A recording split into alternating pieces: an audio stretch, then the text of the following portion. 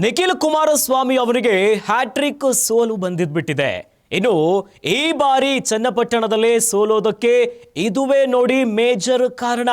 ಗೆದ್ದೇ ಗೆಲ್ಲುವಂತಹ ವಿಶ್ವಾಸದಲ್ಲಿದ್ದಂತಹ ನಿಖಿಲ್ ಕುಮಾರಸ್ವಾಮಿ ಅವರಿಗೆ ಆಘಾತ ಆಗಿದೆ. ಹಾಗಾದ್ರೆ ಏನು ಕಾರಣ? ಈ ಬಾರಿ ಕಾಂಗ್ರೆಸ್ಸಿನ ಕೈ ಜನ ಹಿಡಿದಿದ್ದಾರೆ ಅಲ್ಲಿನ ಮತದಾರ ಅನ್ನೋದಾದ್ರೆ, ಹಾಗಾದ್ರೆ ನಿಖಿಲ್ ಕುಮಾರಸ್ವಾಮಿ ಅವರಿಗೆ ಆಘಾತ ತಂದುಕೊಟ್ಟಿರುವಂತಹ ಮತ್ತೊಂದು ವಿಚಾರ ಏನು ಗೊತ್ತಾ? ಈ ಕುರಿತಂತೆ ಒಂದು ಬ್ರೇಕಿಂಗ್ ನ್ಯೂಸ್ ಲಭ್ಯವಾಗ್ತಾ ಇದೆ, ಗಮನಿಸ್ತಾ ಹೋಗೋಣ.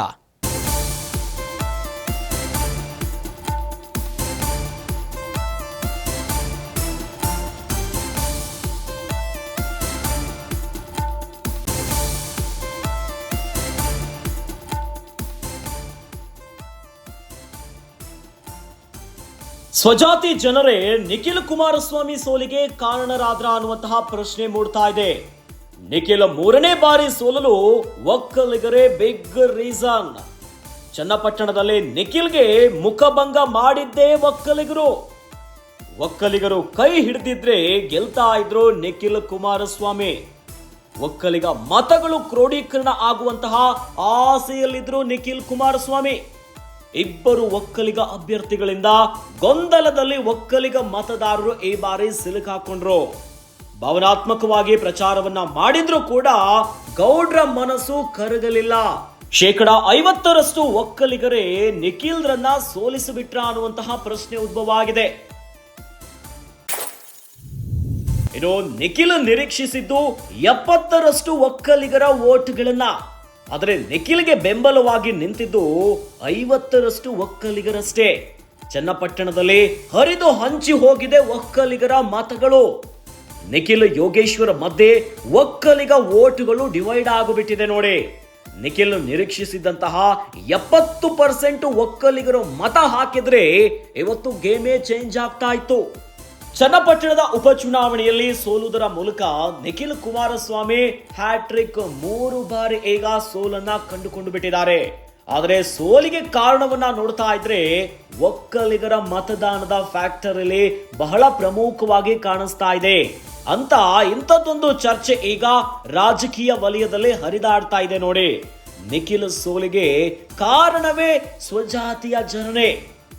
ನಿಖಿಲ್ಗೆ 3ನೇ ಬಾರಿ ಸೋಲಾಗಲು ಒಕ್ಕಲಿಗರೇ ಬಿಗ್ ರೀಸನ್ ಆದಂತೆ ಕಾಣಿಸ್ತಾ ಇದೆ. ಬಹಳ ಮೇಜರ್ ಆಗಿ ಈ ಬಾರಿ ಒಕ್ಕಲಿಗ ಅಭ್ಯರ್ಥಿಗಳೇ ಕಣಕ್ಕಿಳಿದ್ರು. ಹೀಗಾಗಿನೇ ವೋಟ್ ಡಿವೈಡ್ ಆಗಿಬಿಟ್ಟಿದೆ. ನಿಖಿಲ್ ಕುಮಾರಸ್ವಾಮಿ ಅವರು ಒಕ್ಕಲಿಗ ಮತ 70% ಮೇಲೆ ಬರುತ್ತೆ ಅನ್ನುವಂತಹ ಒಂದು ನಿರೀಕ್ಷೆಯಲ್ಲಿದ್ರು. ಆದರೆ ನಿಖಿಲ್ ಕುಮಾರಸ್ವಾಮಿ ಅವರ ಕೈಯನ್ನ ಹಿಡಿಲಿಲ್ಲ. ಸಿಪಿ ಯೋಗೇಶ್ವರ್ ಅವರು ಕೂಡ ಒಕ್ಕಲಿಗ ಸಮುದಾಯದವರು. ಹೀಗಾಗಿನೇ ವೋಟ್ ಡಿವೈಡ್ ಆಗಿದೆ. ಭಾವನಾತ್ಮಕವಾಗಿ ಪ್ರಚಾರವನ್ನ ಮಾಡಿದ್ರು ಕೂಡ ಗೌಡರ ಮನಸ್ಸು ಕರಗಲಿಲ್ಲ. ಹೀಗಾಗಿನೇ ನಿಖಿಲ್ ಕುಮಾರಸ್ವಾಮಿ ಅವರು ನಿರೀಕ್ಷೆ ಮಾಡಿದಷ್ಟು ಪರ್ಸೆಂಟೇಜ್ ಮತಗಳು ಒಕ್ಕಲಿಗ ಸಮುದಾಯದಿಂದ ಲಭಿಸಲಿಲ್ಲ. ಹೀಗಾಗಿನೇ ನಿಖಿಲ್ ಯೋಗೇಶ್ವರ ಮಧ್ಯೆ ಒಕ್ಕಲಿಗ ವೋಟ್ಗಳು ಡಿವೈಡ್ ಆಗಿಬಿಟ್ಟಿದೆ. ಎಲ್ಲಾದ್ರೂ ನಿಖಿಲ್ ಕುಮಾರಸ್ವಾಮಿ ಅವರು ನಿರೀಕ್ಷೆ ಮಾಡಿದಷ್ಟು 70% ಒಕ್ಕಲಿಗರು ಮತ ಹಾಕಿದ್ರೆ ಇವತ್ತು ಸೀನ್ ಚೇಂಜ್ ಆಗ್ತಾ ಇತ್ತು. ನಿಖಿಲ್ ಕುಮಾರಸ್ವಾಮಿ ಅವರಿಗೆ ಈ ಬಾರಿ ಮುಖಭಂಗ ಆಗುವಂತೆ ಮಾಡಿದ್ದೇ ಒಕ್ಕಲಿಗ ಮತದಾರರು. ನಿಖಿಲ್ ಕುಮಾರಸ್ವಾಮಿ ಅವರ ರಾಜಕೀಯ ಲೆಕ್ಕಾಚಾರದ ಪ್ರಕಾರ 70% ಒಕ್ಕಲಿಗ ಸಮುದಾಯದ ಮತ ತಮ್ಮತ್ತ ಬರುತ್ತೆ ಅನ್ನುವಂಥ ಲೆಕ್ಕಾಚಾರದಲ್ಲಿದ್ರು. ಆದರೆ ಸೀನ್ ಚೇಂಜ್ ಆಗಿಬಿಟ್ಟಿದೆ.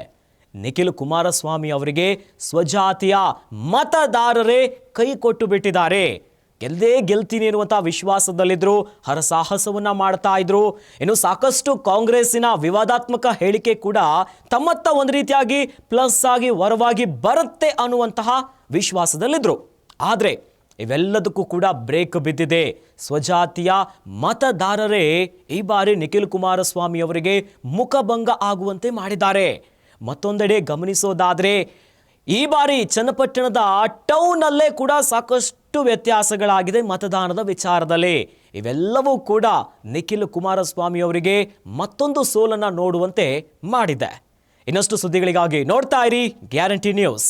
ಸುದ್ದಿ ಖಚಿತ, ನ್ಯಾಯ ನಿಶ್ಚಿತ.